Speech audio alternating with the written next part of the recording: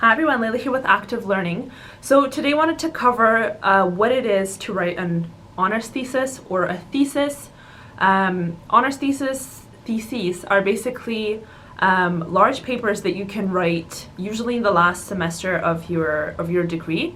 So it may differ from university to university, but it's done in every sphere, in every department, every type of thing that you're going to be studying. And it's a large paper, about 20 to 25 pages double-spaced usually, but once again depends on the discipline. But it's a paper that you write on a topic that you choose with one primary supervisor and a secondary supervisor. That paper later gets marked and it's you make a presentation. It's basically a mini version of a master's thesis. So it's good because, there's three different reasons why people choose to do these. It can either be because it looks good on your application for grad school. It looks fantastic if you've done an honors thesis. If you get, science honors, English honors, it looks great. If for your studies, if you just simply want to do, if you want to write on a certain topic that, maybe hasn't been covered in class or it's not offered in that university, or it's something that you're just passionate about, that's also another way, another reason as to why people do it. The last one is it gives you skills. It gives you skills that you can use everywhere, in any job. You can put it on your resume because you're researching, you're analyzing, you're compiling data, you're going to be delivering it, you're going to be writing, rewriting, presenting, conversing, communicating, whether it's verbal or oral communication. These are skills that in any sphere, whether it's science or English, you're going to use in any job. It's going to be helpful to you even if you don't pursue a master's or further education. So lots of reasons to go for it, but basically what it consists of and what the process looks like for any of you who are planning to write an honors thesis or thinking about it.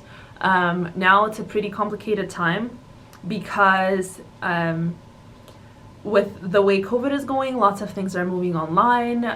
Education, the tuition has spiked. So there's lots of reasons why people are not thinking about doing it. But once again, to those of you who are and are still going to go for it, so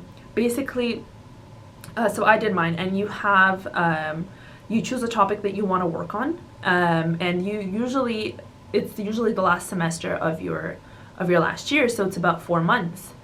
You get less because there's breaks and whatnot, and you have a primary supervisor, so that person will help you with everything pretty much. With any research that you have to do, they'll make some suggestions. So you want to make sure that that person is really good in the area that you're interested in, or at least is close to that area, right? So if you want to study, for example, when I was studying, it was Azeri literature, but one of the professors, she knew of that area, of that sphere, she knew of that literature, so she helped me a lot.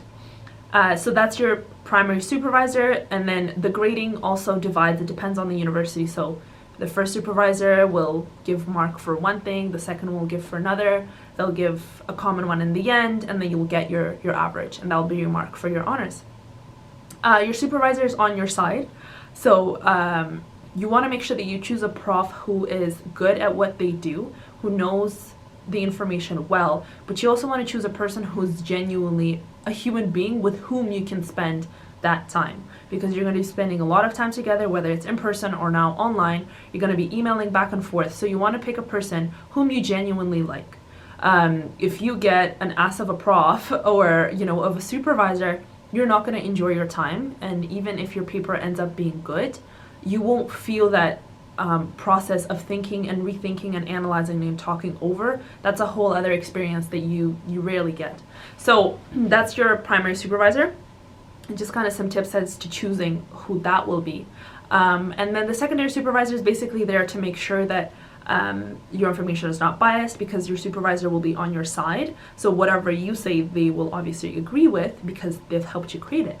So the secondary just makes sure that the information is not biased from a third person perspective, because they won't be as invested in your writing, in your paper, as your primary supervisor will be.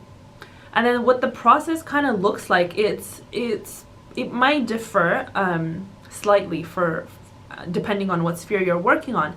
But if it's literature, you're gonna have to do a lot of research, And this is something that you can't really BS. You actually have to sit and read the articles, the books, the research that's in that sphere, because if you're gonna, and later that work usually gets published within the university.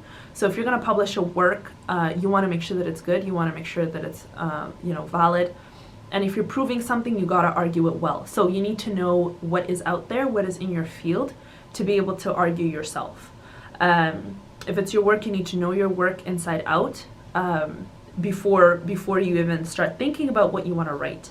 Your thesis, that is your argument, may change. It may take a different turn when you do your research, when you interest yourself, when you read, when you learn from other profs, other works, other whatever in your area of research. You might think it might be interesting to look at something else. The idea, the thesis, what you're arguing doesn't need to be this brand new original idea. Those are very hard to come up with because we've existed for a long time, and there's always gonna be things to talk about, but they will run out eventually. So it's not that you're gonna write a revolutionary paper that's gonna change the way we look at things and life as we know it, but it might be just taking an argument a bit further, or looking at it from a different perspective, or using your skills, your knowledge that you have, and just applying it. Or maybe you know of certain literatures, of certain cultures, traditions, as scientific endeavors that other people haven't heard of. And if you can prove it, if you can argue it, you can write a viable paper.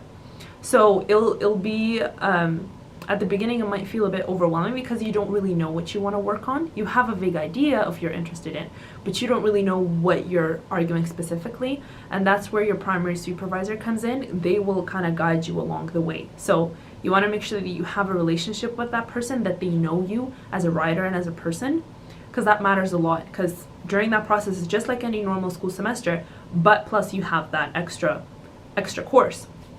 So and you're going to be a lot more invested, and you would want to be more invested because it's something you're actually interested in. So life might get in the way. You want to make sure that your supervisors are understanding and that they'll help you.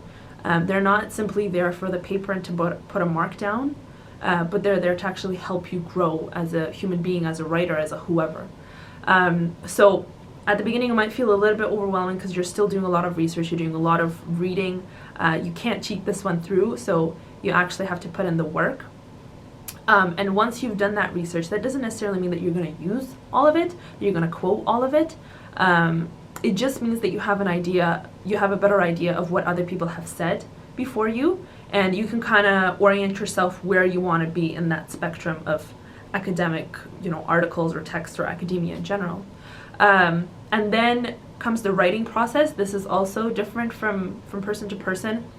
For example, I write, and once I start, I just go on, and I end up cutting out a lot of things. But the writing is there. It's not a problem. Some people take a lot more to write, but when they do, it's actually good material that you don't have to cut out. So it just depends on how you write, how you function as a writer. So that's the next step, is the writing, the first draft, second draft. There will be lots of drafts. And once you think that you're done, you've included all the information that you want to include. The rest is just making sure that it's grammatically correct, stylistic wise. Maybe you want to switch some paragraphs around or switch some parts around to make it more logical. That comes the editing and re-editing and re-editing. And with this, you'll go back and forth with your supervisor. And once you think that you can't edit it anymore, or you feel like it's in a good place, or simply out of time, because this whole process will take a while and the time will fly by because you'll be very busy with it, then your paper's done. And the supervisors, they'll mark it, they'll give you a mark, there'll be a presentation. I did mine online, so you might do it in person, you might do it online, depending on where we are in the world with this pandemic, but that's generally the process of how you would write an honors thesis.